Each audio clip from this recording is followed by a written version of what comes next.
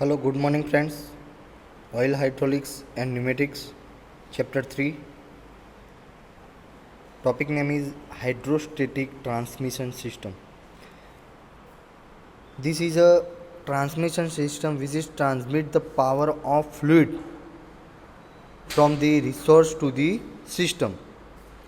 Means કે આ એક ટ્રાન્સમિશન સિસ્ટમ છે જે ફ્લુઇડની અંદર રહેલી શક્તિ, ફ્લુઇડમાં રહેલો પાવર એ ટ્રાન્સમિટ કરશે અને એ પાવર ટ્રાન્સમિટ થશે એ ફ્લુઇડની અંદર રહેલી જે શક્તિ, ફ્લુઇડનો પાવર એ સિસ્ટમની અંદર ટ્રાન્સમિટ કરશે અને સિસ્ટમ વર્ક કરશે.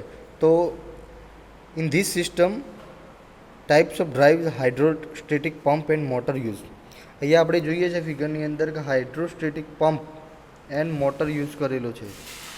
તો hydrostatic pump and hydraulic motor આ બંને વસ્તુનો ઉપયોગ કરે છે. એની અંદર જે હાઇડ્રોલિક પંપ છે એ શેના વડે ડ્રાઈવ થશે? તો which is connected with the prime mover means engine. Engine drives the pump. જે પંપ છે એ પ્રાઇમ મૂવર જોડે કનેક્ટેડ છે અને એ શું કરશે?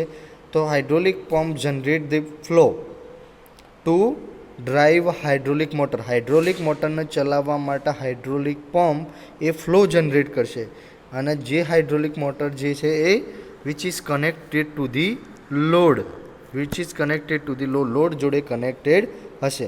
મીન્સ કે હાઇડ્રોલિક મોટરને રોટેટ કરવા માટે, હાઇડ્રોલિક મોટરને ફેરવવા માટે સિસ્ટમની અંદર જે ફ્લુઇડ હશે જે એને પ્રેશરાઇઝ કરી અને એ પ્રેશરાઇઝ ફ્લુઇડની અંદરથી જે પાવર હોય છે, in this transmission mechanical power is generated in the motor.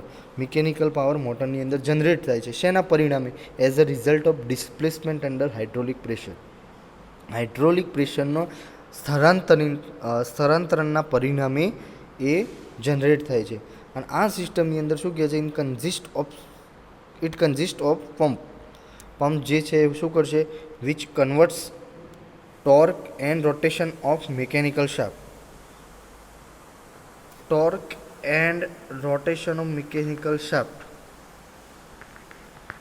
torque and rotation of mechanical shaft into flow of pressurized fluid combined with hydraulic motor. આની અંદર શું છે કે સિસ્ટમની અંદર કોઈ પણ રિઝર્વોયર છે એની અંદર ફ્લુઇડ સ્ટોર કરેલું છે. એ સ્ટોર કરેલા ફ્લુઇડની અંદર શું હોય છે? સ્થિતિસ્થાપકતાના નિયમ પ્રમાણે એની અંદર એનર્જી હોય છે. આ એનર્જીને પ્રેશરાઇઝ કરવાનું, એનું પ્રેશર ઊંચું લઈ જવાનું. હાઈ પ્રેશરના લીધે હાઇડ્રોસ્ટેટિક એનર્જી એની અંદર આવશે. એ હાઇડ્રોસ્ટેટિક એનર્જી હાઇડ્રોલિક પંપ મારફતે હાઇડ્રોલિક મોટરની અંદર કન્વર્ટ થશે. મીન્સ કે હાઇડ્રોસ્ટેટિક ડ્રાઈવ આપણે કહી શકીએ બીજી ભાષામાં કે hydrostatic drive is a pack a lot of power in a small package. કે સ્મોલ પેકેજની અંદર એની અંદર લોટ ઓફ પાવર સ્ટોર થયેલો છે અને એ એલાવ શું કરશે? Allow versatile machine control. બરાબર. જે કન્વર્શનની અંદર કરશે તો fluid flow under pressure into rotating torque on the output shaft. Output shaft ઉપર જે રોટેટિંગ ટોર્ક અંડર પ્રેશર એ કન્વર્ટ કરશે. The pump and motor are identical. અહીંયા આપણે જોઈએ કે ડિસ્પ્લેસમેન્ટ ક્યાં થયું? તો ડિસ્પ્લેસમેન્ટ વર્ટિકલ સ્થળાંતરણ અહીંયા થશે. વર્ટિકલ સ્થળાંતરણના લીધે જે એ કંટ્રોલર જોડે એટેચ હશે. બરાબર. જે સેન્સરની અંદર સેન્સર દ્વારા સેન્સ કરશે. હવે એ શું કહે છે? Pump and motor are identical in construction. કન્સ્ટ્રક્શનની અંદર આપણે પંપ અને મોટર બંને આઇડેન્ટિકલ છે, પણ but they may vary in size and displacement. એની સાઇઝ પ્રમાણે એ વેરી થશે.